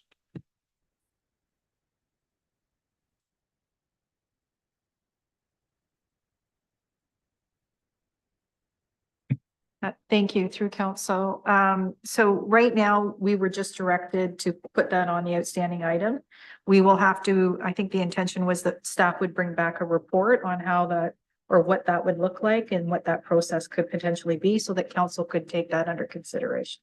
But we are not bringing that forward until we finalize the fire station. Other questions with regards to the report? If not, take a mover and a seconder to receive the report. Moved by Councilor Natchoff, seconded by Councilor Edgerton, all in favor? That is approved. Council committee verbal reports. Anyone been to any committee meetings thus far? Councilor Natchoff? Thank you, through you, Chair.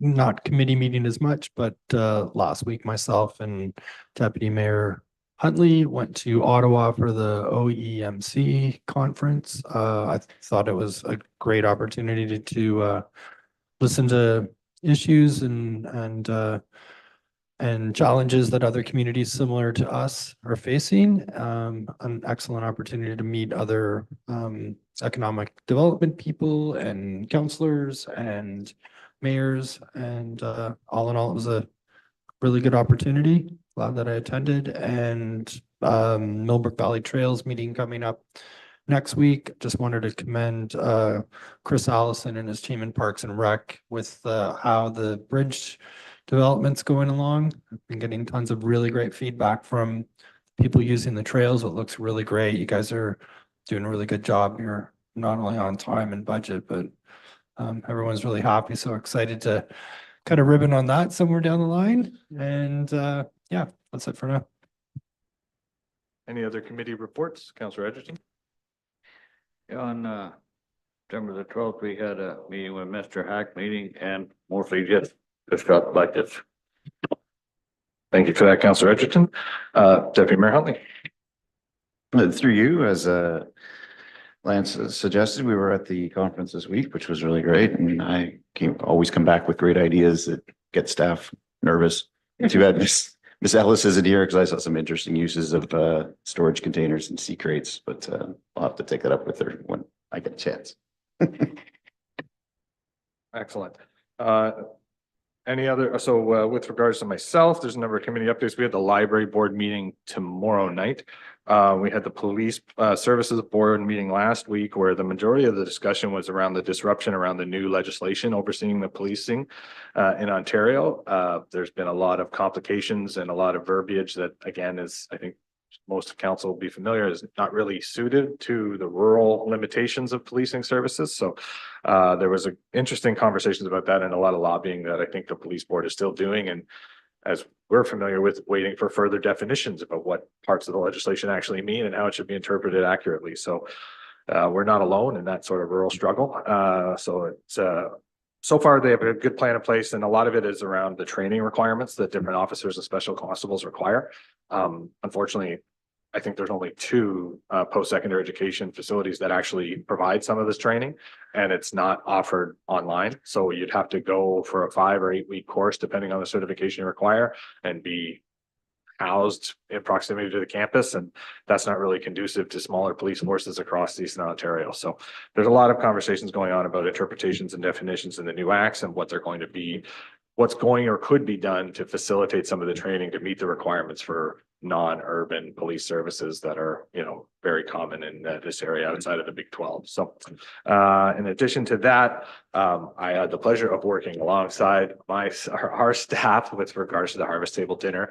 Couldn't have had a better weather evening for it. So that was very fortunate. I think Severio wanted to take credit for that. So maybe we'll have to recognize him for that credit. I don't know what kind of pull he's got.